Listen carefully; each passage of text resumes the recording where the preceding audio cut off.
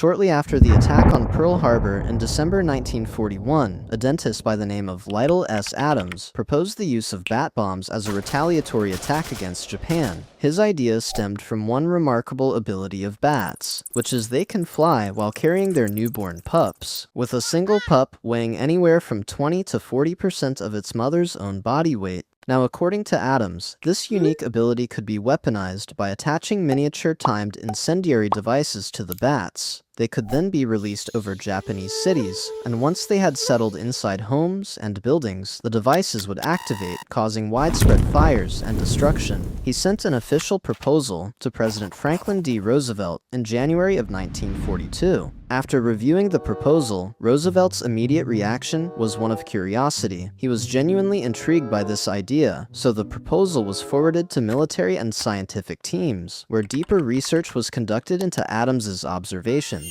By mid-1942, the proposal had been renamed Project X-ray and received approval for experimental testing, with the Mexican free-tailed bat identified as the ideal species. Each incendiary device was attached to a bat using a harness. It contained a flammable gel that would ignite when the timer ran out, while the specialized container used to transport these bats weighed around 450 kilograms and was about 5 feet long. Inside of it were 26 trays stacked on top of one another, and each tray contained small compartments for hibernating bats. You can think of it like an apartment building, where each tray acted as a floor, and each compartment served as an apartment. Each of these could carry approximately 1,040 bats, and once dropped from an aircraft, the container would descend by parachute before opening in midair and releasing the bats. But during one of the early trials in 1943, several bats carrying live incendiary devices escaped and hid around the test site. Minutes later, when the timer on the incendiary devices expired, fires began breaking out across the test site, and huge explosions were heard. But despite the damage, the test was considered a success, because it clearly demonstrated the damage it could cause. Further testing and refinement of this project continued for another year and a half, until in 1944, Project X-ray was suddenly cancelled because military leaders decided to focus resources on the Manhattan Project, which ultimately led to the creation of the first atomic bombs. Around the 3rd century BC, the Greek city of Megara was attacked by Antigonus Gonatas, and his soldiers were accompanied by the most terrifying weapons of the ancient warfare.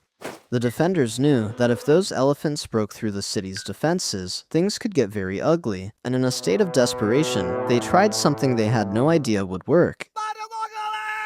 According to the ancient accounts, pigs were coated in flammable materials, set on fire, and released towards the attacking elephants. The terrified pigs ran in every direction while letting out deafening screams. The elephants panicked, and instead of charging into the city, many turned around and ran back towards their own side. They trampled hundreds of their own soldiers and completely turned the tide of the battle. Imagine spending months preparing for a battle, only for pigs to ruin everything. But once stories like this started spreading, animal handlers adapted by exposing their elephants to screaming pigs during training, hoping they would stop treating pigs like the scariest creatures on the planet.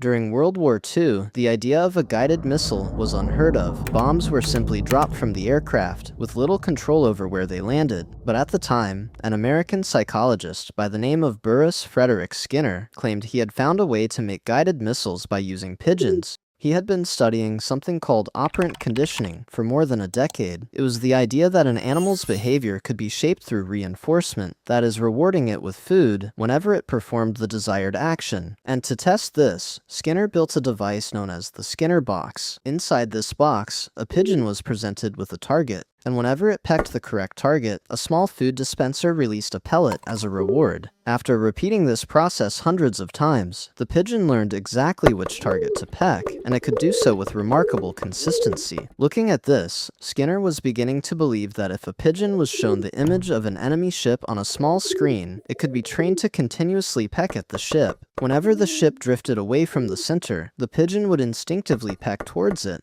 These pecks would then be converted into electrical signals that adjusted the missile's control surfaces, steering it back towards the target. This whole thing was so impressive that the US military agreed to fund the project with $25,000, which adjusted for inflation is roughly $500,000 today, and it was officially given the codename Project Pigeon. With that, the pigeon inside the missile's nose effectively became a kamikaze pilot, but entrusting a whole missile to a pigeon pilot was still risky, so Skinner did something only a genius like him could do. Instead of placing one pigeon in each missile, he placed 3, with each pigeon given its own screen displaying the target. So if one pigeon became distracted or made a mistake, the other 2 could outvote it, making the guidance system far more reliable. Luckily for the pigeons, the US Army pulled the plug on the project in 1944. Even though it worked, many military officials struggled to take the idea of a pigeon-guided missile seriously, and with electronic guidance systems advancing rapidly, the project was eventually cancelled.